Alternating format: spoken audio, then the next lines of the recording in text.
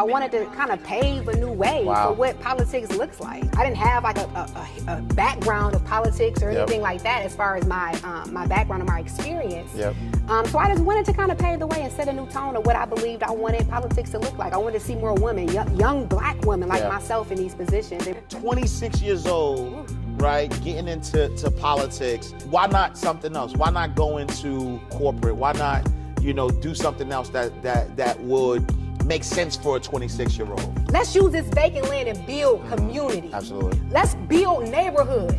Let's build families. Hey, wait. I know you want to watch this next video, but listen, if you are an entrepreneur, business coach, business consultant, or a small business owner who has a story and wants to learn how to create multiple streams of income from your story, I need you to text me right now, my book, to 646-687-4152. That is my personal number. I have been an author for over 12 years. I've written 10 books. 4 of them have been bestsellers, and I've sold over 100,000 books. But I've also helped a lot of my clients take their expertise and put it into a story, then create multiple streams of income from that. So I want to help you do the same thing. So text my book to 646-687-4152. All right, let's go back to the video.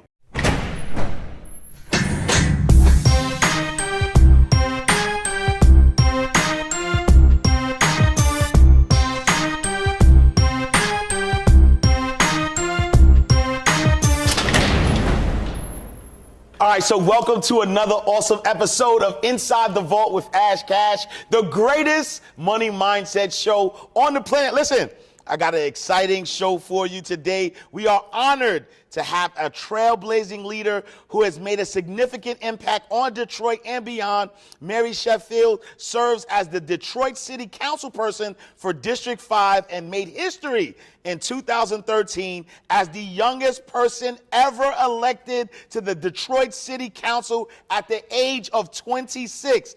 Her impressive career includes roles such as the chair of the Neighborhood and Community Services Standing Committee and member of the Planning and Economic Development and Budget Finance and Audit Standing Committees.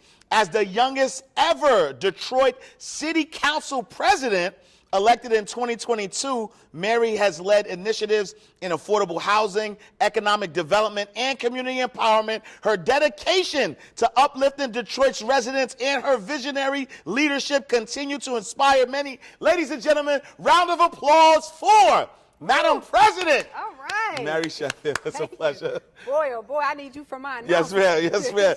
It's such an honor to be here with you because you're doing such great things for the city of Detroit.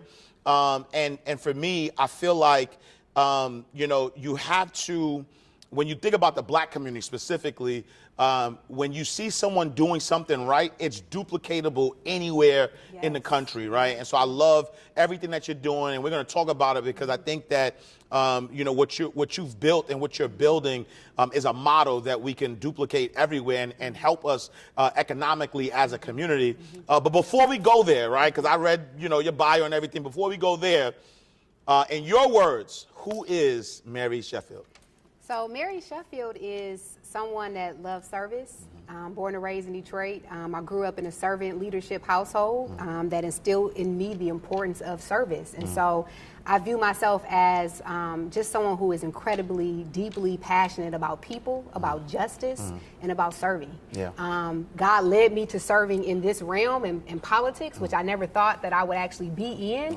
But I do believe that we need more just honest, down-to-earth people who put people over politics in these type of positions that actually care about elevating the issues of everyday people. And so I come from a family that was heavily involved in civil rights, and so it's really in my blood what I do. But I also have a strong faith that guides me, and I think that that is important too in these positions. So Mary Sheffield is just a girl from Detroit that wants the best for our city, wants the best for our young people, and I've got to understand the history. We have a rich history in Detroit, and I truly believe that we can get back to that point, right, of creating this city where everyone, right, flock to for hope, for opportunity, to create the American dream right here in Detroit. And we just need the right leadership in place to create that. So I deeply care about this city. I've traveled a lot of places. I've been to Chicago, New York, and LA, Atlanta, and those are great cities. But as you mentioned, there's a spirit. No, 1,000%. There's a spirit in sure. Detroit, and wherever I go, I always come back. And Yeah. I just know that Detroit is special. It's unique. And my fight every day is just that everybody, everyday people benefit from what's happening in our city. Long-term generational Detroiters that have been here are a part of the growth, a part of the revitalization that is happening in Detroit. So just a heart for the people. Yeah, no, I love it. And I'll talk to that because, like, I'm born and raised in New York. You know, moved to Atlanta, so I live in Atlanta now. And everyone's like, you know, Atlanta's the black Mecca, and Atlanta has an energy. But I came to Detroit. This is my first time in Detroit, like for the record. I came here and it's just an energy. I was like, wait, this energy feels different, and you could feel it. You know, it feel like love, right? Because I know what love feel like. And when I got here, I was like, man, there's love here. So I want to talk about that a little bit, right? The revitalization and making sure that, you know, the people benefit from it, because again, as someone who, you know, who was born and raised in New York City, I've seen firsthand gentrification. Like, I grew up in the 80s, 90s crack era, so I know, like, Harlem in particular. I grew up in Harlem, 129th Street, 8th Avenue. I know in particular that every other building was abandoned, burnt down. It was like I've witnessed that. I lived through that. And then when gentrification happened, it wasn't our people who benefited from that. Talk a little bit about some of the things that you're doing in Detroit, right? Because, you know, I've heard rumors about, you know, buildings for $1 and, you know, how you could do, you know, buy all these different things, and then, but history sort of repeats itself. But you've been innovative, trying to make sure that gentrification, it happens, but it doesn't happen where it doesn't benefit our people. Talk a little bit about that. I mean, that's the lens that I view everything in. So as programs come before us, as contracts come before us, as huge development projects come before us, I always view it from the lens of how are long-term generational Detroiters benefiting, and how are we growing the black middle class in Detroit? How are we creating more entrepreneurs? How are we creating more millionaires? How are people getting access to the wealth that we're seeing in Detroit? And so, for example, the community benefits process is when we have projects that are $75 million or more come to Detroit, they have to go through an engagement with the community to make sure that they're benefiting, whether it be scholarships, job training, education, whatever it may be, to make sure that they're actually, the people who are impacted are getting benefits from that particular project. We also host all types of events around procurement, how to just do business with the city. We have, I mean, over $1 billion budget. And the money in procurement and services that Detroit-based businesses can have access to, but they don't know how to set up, how to do business with the city is important. So we're always pushing for, you know, young people to get into entrepreneurship and to learn how to actually procure and do business with the city of Detroit. So in every contract, in every program, you just have to be intentional in making sure that you're advocating and fighting for opportunities for both businesses and hiring of Detroiters, along with all of the projects and programs and growth that we're seeing in the city of Detroit. Yeah, I love that. And so what's your thoughts on homeownership, right? Because I think that when I look and I do research, I realize that 90% of wealthy people have made their wealth through some form of real estate or home ownership. I also have done research and know that when we talk about this wealth gap, white, black, majority of that is through home ownership. And so what's your thoughts there? So two things. One, what saddens me is that we had a huge crisis in Detroit where over millions, hundreds of millions, people were overassessed in their homes, taxes. And so many people in Detroit lost their home to foreclosure and should not have. Right? But they were overassessed. So we had a huge population of Detroiters that lost generational wealth because of a mistake that was made on behalf of the city. They were overassessed. The second thing is, as you mentioned, Detroit at one point had the highest rate of home ownership in the country at one point in time, back, after during the Great Migration and all of those things. And we lost that. And so we're moving forward in that direction. I think it's key to financial liberation, financial freedom. We just launched a program, actually the first ever in the country, that provides federal funds for a down payment assistance program, which is one of the #1 challenges to get people access to mortgages. How do you come up with the down payment? Wow. So we're giving homeowners $25,000. Wow. To get their first home. We have 400 families that we just celebrated yesterday that now have a home. Wow. And we were able to provide that gap, that down payment assistance. So Wow. home ownership is key. Listen, when I go in communities and you see a neighborhood, people, when they own their homes, neighborhoods are safe. Absolutely. They're strong. Yeah.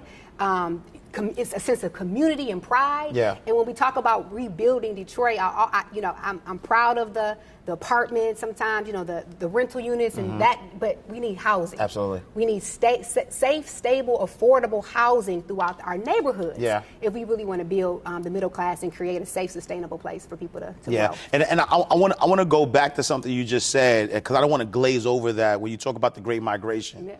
Great Migration was a result of domestic terrorism, right? And so black folk who were enslaved, went and created wealth and built businesses and were thriving. And then domestic terrorism, I want to call it what it is. That's right.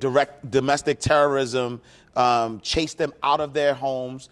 And they lost billions of even trillions of dollars in wealth, and then migrated, right? And Detroit was one of those cities where, we migrated to, and then I guess through politics and, things that, happen that now reverse that wealth as well. Talk a little bit about the importance, though, of politics, right? Because, what you just said about, losing homes through foreclosure based on an error that, the city made, right? Number one, there's a really good book that talks about, redlining and the legal ways that wealth was taken out of our community. That's right. And when I think about politics, people only think, well, this doesn't affect my pockets. Right. But we just gave you at least 5 examples of how it does. Right. So talk a little bit about that correlation between politics and economics, and why it's important that every single person that has access to vote should be voting. Most definitely.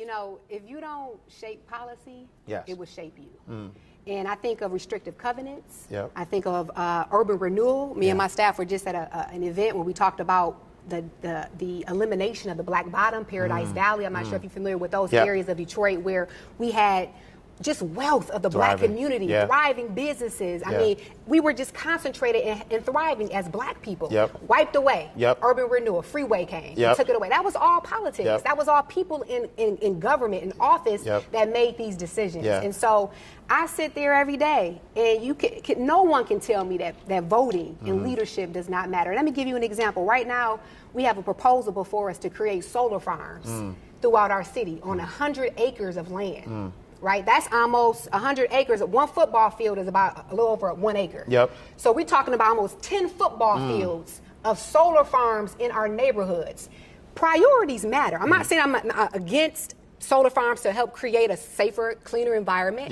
But we have a housing crisis in this city. We had an event yesterday. Mothers and children came to us homeless, looking for homes. And you know what they said? Exactly what you said. What we're seeing being built is not for us. Right. I like seeing it. I'm happy, but we can't even afford to live in the stuff that's being built. So voting does matter, because who sits in these seats sets priorities. Right. And the priority for me right now is not a solar farm. Right. Let's use this vacant land and build community. Absolutely. Let's build neighborhoods. Let's build families. that is important. So when you start to make those correlations to people, then I think they'll better understand. It's not just about, vote for me, vote for me. You have to make the correlation of how that vote translates to your everyday life. 1,000, yeah. So yes, most definitely, a lot of decisions that we see or things happening in our city are based on policy. That have both helped and hurt us. Mm-hmm.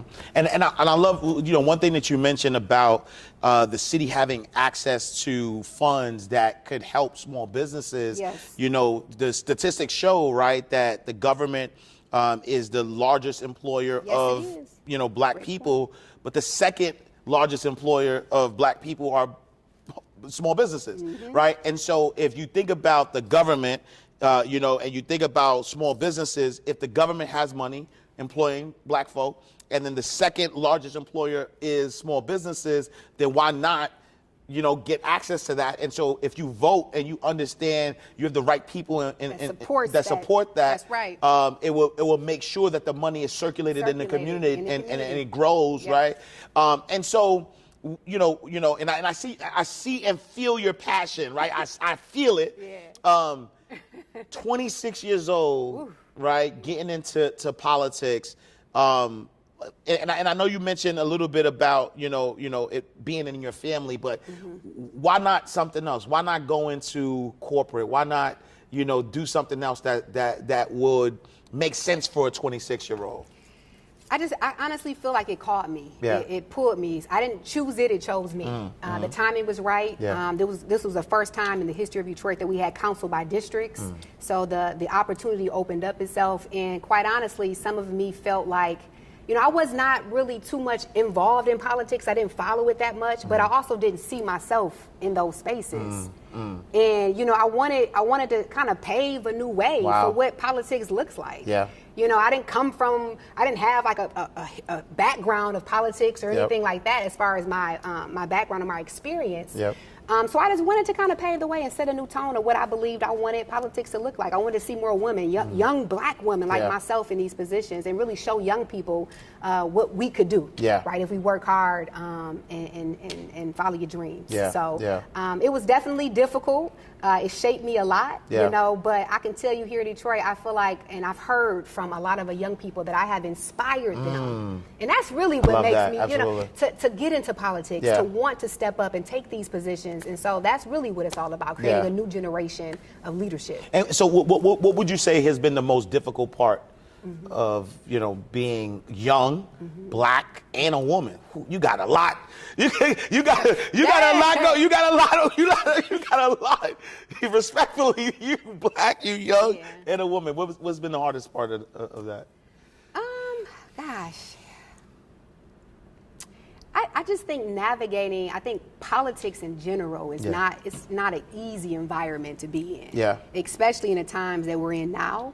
And so just navigating that as a young person was hard. And then of course being black, of course, and then as a woman it's always, it's just different circumstances and things that you go through. But we need people in politics. We need people to change the narrative about what's going on. So, but it's been good. Absolutely. And so, what advice would you have, right? Because I think that's one of the things that I love, right? Because, again, when we look at presidential debates, right?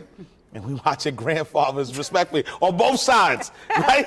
On both sides, I'm watching grandfathers, who run the country. And even, beyond the president, though, and I've always thought this, and I've always said this, is I have old people who are about to die, who are making the decisions for my kids. That's right. And they're gonna be the decisions they make. They're about to die, so they don't care, right? And it's just what it is, right? But they're making the decisions, and so in my head, I'm saying, why aren't there more young people in politics? And so to see you, as a young person still, in politics, doing great things and, really being that model, right? Because a lot of times if you don't see it, you can't be it. Right? Right? And so now you are that model. what advice would you give to, a young person that's interested in getting into politics? You just got to start. Yeah. I think what I've learned is that women, especially women in politics, we oftentimes second question ourselves, more than men do. And so at some point, you just have to, of course, work hard, prepare, right? You always have to be prepared and work hard, but you just got to start somewhere. Yeah. I think sometimes we wait for this perfect moment that never exists, and work hard. I think at the end of the day, these spaces that we occupy here are so critically important, right? And it takes a lot of work to get there, but it's so needed for young people to fill those spaces. Yeah. So I would just say start somewhere, follow, if there's issues or if the things that upset you, that agitate you, find your passion. It doesn't even have to be a council person. It could be boards, commissions, school board. Start some type of leadership position and work your way up. Because I believe the younger that you start to get shaped and molded to be able to move up so that we can see some younger presidents, right? Because like you said, why do we have, out of all the people in the world, this is all we have? That's it. I mean, in our country, right. This is all we have? Right. But we got to start grooming them younger and getting them, in these positions. And we cannot overthink it. Oh, I'm not qualified. Right. Just get in it. Right. You'll learn as you grow, Absolutely. as you're in these positions. But you gotta start. Yeah. You gotta start somewhere. Yeah. Love it. So, youngest to ever be elected city council ever in the history of Detroit. Youngest to be ever elected as council president in the city of Detroit. I got my ear in the streets. Streets is talking. They say you might break another, you might do something else historic. Are the rumors true? Will you be the next mayor of the city of Detroit? Only God knows that. Yes, Only God absolutely. knows that. But I'll tell you, the streets are talking. Yeah. I just came, before I mentioned to you, we were out in the community, in the neighborhood. The love is real. Yeah.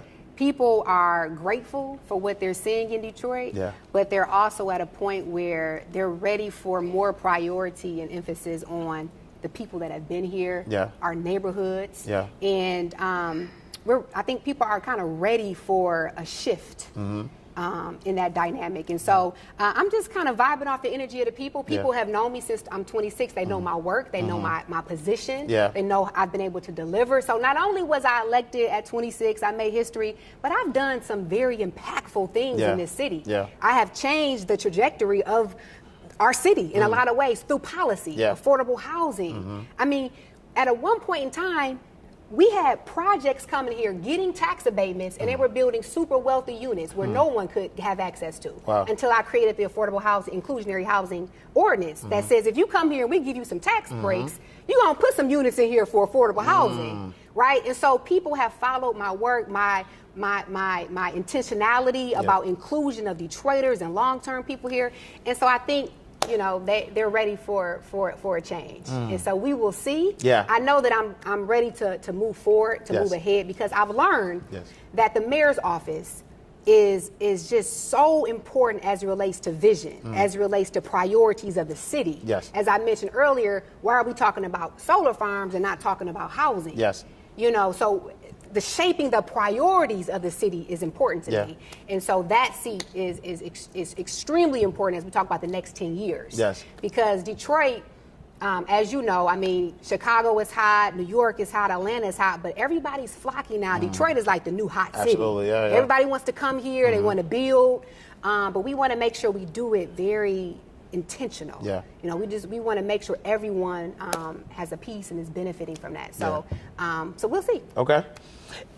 Good political answer. No, I'm just I mean, I've been here long enough. Like all my answers now are political. No, I'm just playing. But it's one of those things that I would love to see as well, because again, from a position of changing the narrative, if we want a situation where we want more young people, like we have to just like somebody has to be the first to jump out and make it happen. So I definitely think that is something that needs to happen. I'm here for the ride. I'm here for the growth. I'm here to inspire. And if it's not me, if I'm just the one that gets out here and does it, creates the conversations, the narrative, the momentum. We have so many people, young people in our city that don't vote. People that don't vote at all. Didn't come out since Obama. We got to have that type of effect on our young people to get them out. And so I'm good regardless of what happens. Yeah. I care about this city, Yeah. and I believe we need that type of inspirational leadership to get the momentum going. And so many, man, we have so many just good neighborhoods, good people, good young people. They just need some hope. Yes, absolutely. You know, they need some hope. Yeah. And so that's what we need. And so if it's me, it's me. If it's not, hopefully I can inspire more young people to get involved and get civically engaged. Yeah, no, I love it. I love it. And so let's talk a little bit about I grew up in the era, crack era, a lot of unfair drug laws, mass incarceration, things of that nature. And a lot of our brothers and sisters coming home, right, are in a situation where they are looking for opportunity and looking to, get their footing right, if you will. What is your thought process around, not rehabilitation, but economic development for formerly incarcerated men and women? Oh, it's a key. It's very important. Yeah. We've worked with several employers to make sure that they're felon friendly as they come to Detroit. We've passed ordinances like Ban a Box that we don't ask if you're a felon throughout the application process. I've hosted with rapper Skilla Baby. I'm not sure if you know Skilla Baby. We've done felony expungement clinics where we come in and people can get their record expunged and then directly connect them with employers. So I think it's about making sure that we are taking care of people who are, because once you come home, that's when life's supposed to start. But unfortunately, it doesn't right away. Yeah. Issues with housing, employment, education, all types of things still are barriers that they still deal with.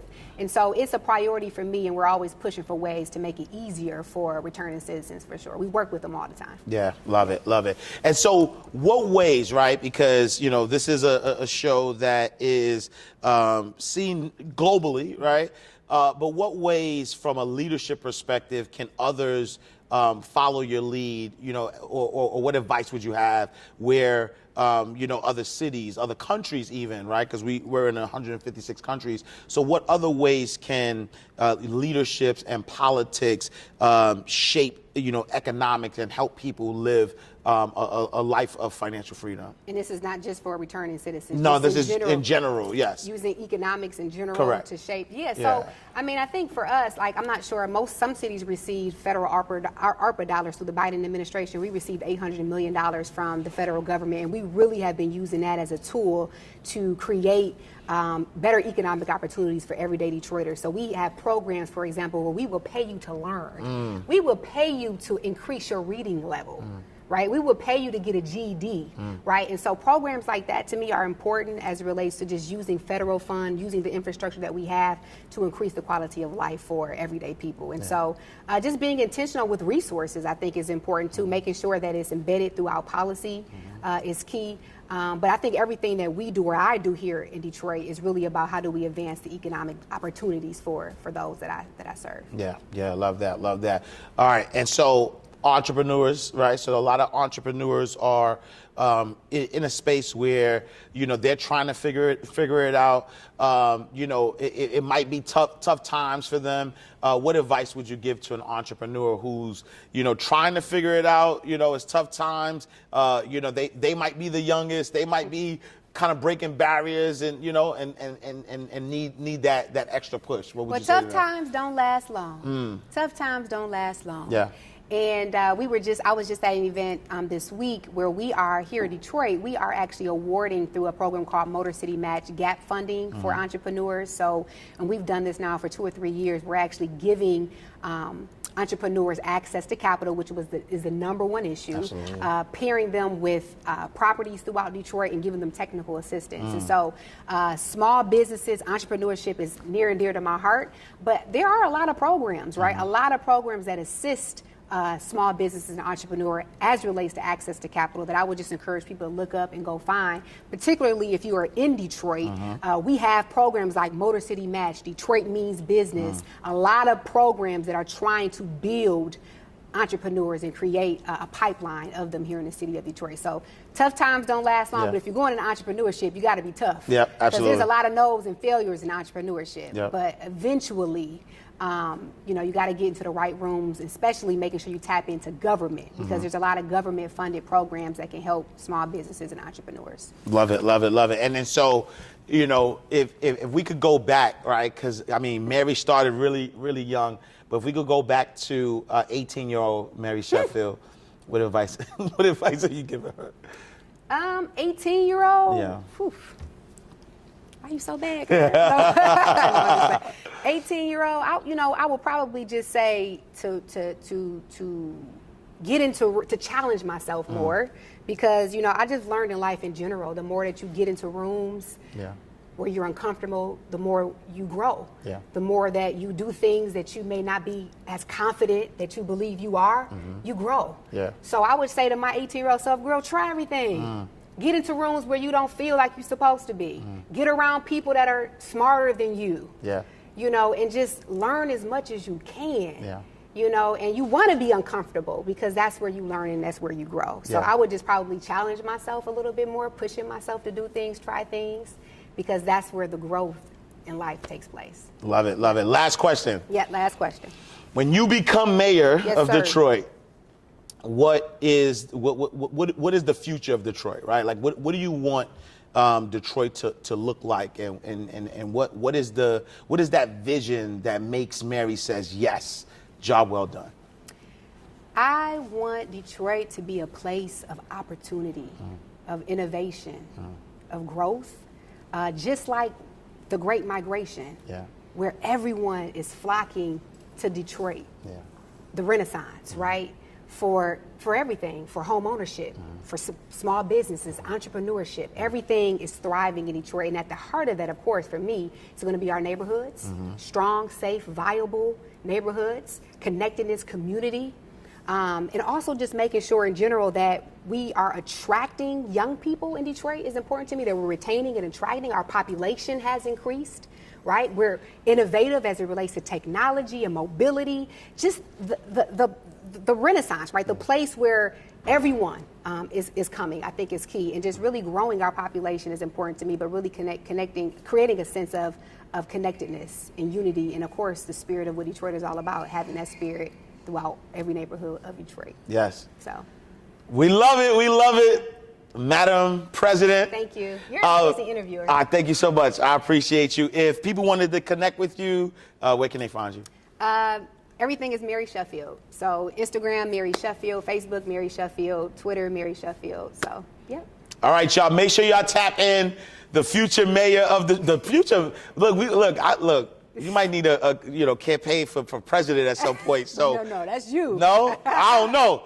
All right, we're gonna take it one step at a time. But look, I don't know. We're gonna keep breaking barriers. We are closing out the vault. Another awesome episode of Inside the Vault with Ash Cash, the greatest money mindset show on the planet. Make sure y'all follow Mary Sheffield. She's doing amazing things in the community. There is so much that could be learned, locally, nationally, internationally. There's a lot that she's doing, which is most important. She's touching the people, and that's where power lies, is with the people.